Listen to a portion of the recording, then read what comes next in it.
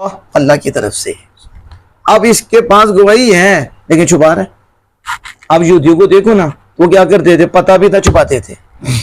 اور یہودیوں کا طریقہ یہ تھا کہ جہاں حضور کی صفت آتی نا چھپاتے بھی, اور یہ بھی آپ پڑھیں گے وہ بدل بھی دیتے تھے. چھپانے کی حد تک نہیں رہتے تھے, بدل ہی دیتے تھے. یہ بھی کام کرتے, تحریف بھی کرتے تھے. انہیں نعت مصطفیٰ سے بڑی تکلیف تھی. پتہ چلا شان مصطفیٰ سے اور نعت مصطفیٰ سے جسے تکلیف ہوتی ہے وہ یہودیوں کی روش پہ ہے اور منافقین کی روش پہ ہے. وہ قرآن پاک میں اپنی کتاب میں کیا کرتے تھے, چھپا دیتے تھے, بدل دیتے تھے.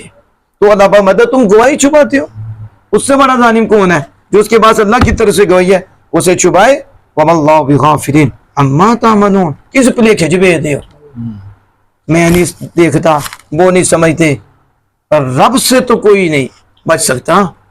میں اللہ تو تمہارے کاموں کو دیکھتا ہے, وہ خبر رکھتا ہے. اس کی طرح تو غفلت کی نسبت کر ہی نہیں سکتے, سوچ بھی نہیں سکتے. کون کون غافل ہو جاتا ہے, لیکن اللہ پاک تو اونگ بھی نہیں آتی.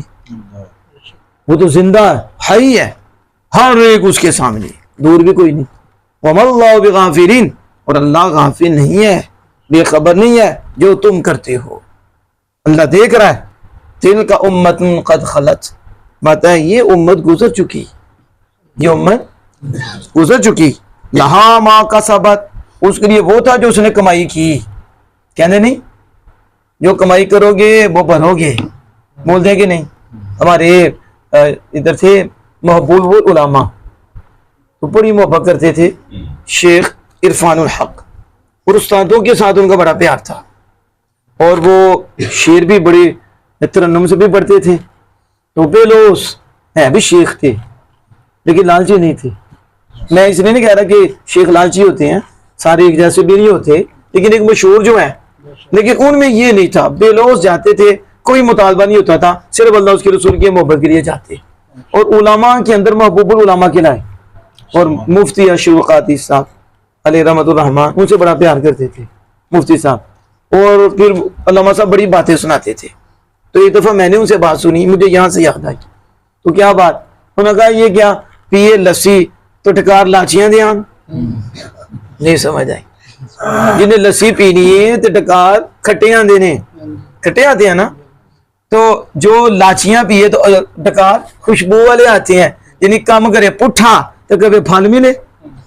ٹھیک ہے, زمین میں لگائے کچھ نہ تو کہے اوپر پھل آ جائے. وہ کمینے کچھ بیج تو صحیح, وہ بیج لا, اتنے محنت کر, کوشش کر, پھر دیکھ کیسا باغ اور پھل پھول لگے ہوتے ہیں تجھے نظر آئیں گے. لیکن جب تو نے بیج نہیں لگایا, کوشش نہیں کی, اور بیٹھا ہوا آرام سے, کرنا بھی کچھ نہیں, مجھے سب کچھ مل جائے گا.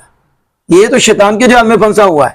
اللہ بمتا لا ماں کا سبت, ان کے لیے وہی ہیں جو انہوں نے کیا, جو کمائی کی تو انہوں نے الزام لگائے, کفر کیا, آگے پھر کمائی ہے, تباہ ہوں گے, برباد ہوں گے. اور وَلَكُمْ مَا كَسَبْتُمْ, اور تمہارے بھی لیے بھی وہ ہے جو تم نے کیا, جو تم نے کیا. یعنی جو آپ بھی کرتے ہیں آپ کو اس کا ملے گا. اچھا کریں گے اچھا ہی ملے گا, اگر برا کریں گے تو سزا ملے گی. کیونکہ اللہ کے ہاں یہ تو نہیں برا کریں گے تو برائی سوچ بھی نہیں سکتے. برا کرے گا تو سزا ہے, اچھا کرے گا تو جزا ہے. یہ اللہ پاک کا فیصلہ ہے, یہ ملنے ہی ملنا ہے. آگے فرمایا وَلَا تُسْأَلُونَ عَمَّا كَانُوا يَعْمَلُونَ, اور وہ جو کرتے تھے نا ان کے متعلق تم سے نہیں پوچھا جائے گا, تم سے.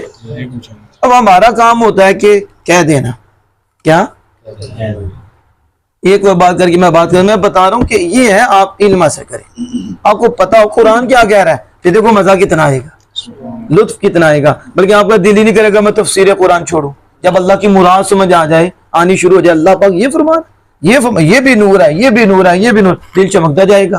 ظاہر ہے یہ اللہ کا کلام ہے, اور سارے علوم ہر دولت اس کلام سے ملتی. کون سا ایسا علم ہے جو اس کلام میں نہیں ہے؟ کون سی دولت ہے جو قرآن میں نہیں ہے؟ تو جو قرآن میں نہیں ہے تو بھی کہیں بھی نہیں ہے. ہر شے ہی اللہ نے اس قرآن میں رکھ دی ہے, اور یہ اللہ کا لامتناہی کلام, اس کی حد بھی کوئی نہیں. تو ایک ہمارے ساتھی تھے, تو میں اپنے شیخ کریم مولانا عبدالرشید اویسی صاحب زیدہ شرکو ان کے ساتھ جا رہا تھا گاڑی میں.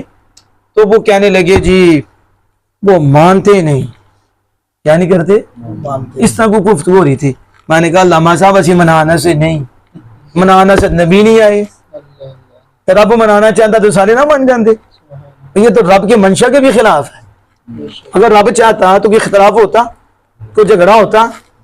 رب ہے نا, وہ ہر شے پہ قادر ہے نا, سب کو ایمان دے دیتا. لیکن نہیں, جب رب نہیں چاہ رہا تو باقی انبیاء, تو انبیاء کو بھی رب نے فرمایا منانا نہیں, منانا تمہارا کام نہیں, منوانا ہاں, پہنچانا تمہارا کام ہے. وما علی الرسول الا البلاغ. اس لیے ہمارے بعد جو دعوت دینے والے ہوتے ہیں نا, وہ پریشان ہو جاتے ہیں, جی وہ مانتے ہی نہیں, وہ خدا کے بندے نبیوں دعوت دیتے ہیں, نبیوں کی نہیں مانی انہوں نے, تو رب نے منوانے کے لیے نہیں, پیغام بھجوانے کے لیے بھیجا تھا کہ محبوب میری طرف سے پیغام, انبیاء میری طرف سے پیغام بھیجو, تمہارا کام ہے پہنچا دینا, ہمارا کام ہے دل کی تختی بدل دینا, جس کی چاہے بدلے, مالک ہے, ذریعہ بنا دیں, وسائل بنا دیں, لیکن کام کیا ہوتا ہے؟ پہنچانا. اسے ہمارے شاہ صاحب فرماتے ہیں مثلاً آپ دروازہ کھٹکاتے ہیں نا, کوئی آئے یا نہ آئے آپ کامیاب ہیں. آپ دعوت دیتے ہیں نا, آپ کی دعوت پہ آئے یا نہ آئے آپ کامیاب ہیں. کیوں؟ آپ نے مشن نہیں چھوڑا. مشن انبیاء پہ ہے کہ انبیاء دعوت دیتے رہے, تو کیا سب نے مان لیا؟ سارے آگے, تو کیا دعوت چھوڑ دی؟ دعوت کا پھر بھی فائدہ ہے. اگر آ جائے تو سبحان اللہ, نہ بھی آئے, دعوت دینے والا جو نبیوں نے کام کیا ہے وہ فیض پائے گا, کیونکہ نبیوں کے اس کام میں یہ شریک ہے کہ وہ بھی دعوت دیتے رہے, یہ بھی دین کی دعوت دیتا رہا. آگے جو منزل ہے وہ رب ہے, ملے یا نہ ملے, لیکن مسافر رہنا ہے, گاڑی میں بیٹھے رہنا ہے, پھر ایک وقت آئے گا اللہ فضل فرمائے گا وہ بھی نصیب ہو جائے گی, لیکن پھر بھی وہ کامیاب ہے کہ جو دعوت, تو جو میں نے یہ بات کی یہاں کہ جو تم نے کیا وہ اب ہمارا کام ہے کہنا, بتانا, بچوں کو بھی بتاتے ہیں, تربیت بھی کرتے ہیں, اور اللہ کا فضل ہے اس کے حوالے سے ہم بڑی سختی کرتے ہیں, کیونکہ ہم سے یہ برداشت نہیں ہوتا. قرآن پڑھے بگڑے ہوئے ہوں تو پھر قرآن پڑھنے کا کتنا فائدہ ہوگا کہ قرآن کا نور ہی نظر نہ آئے, اور یہ قرآن پڑھ کے بھی جو ہے نا گندی محفلوں میں بیٹھیں, گندے لوگوں میں بیٹھیں, گندے جگہوں میں بیٹھیں, گندی چیزیں دیکھیں, نہ ماں کو سکون, نہ باپ کو سکون, نہ بہنوں کو سکون, کیا قرآن پڑھا؟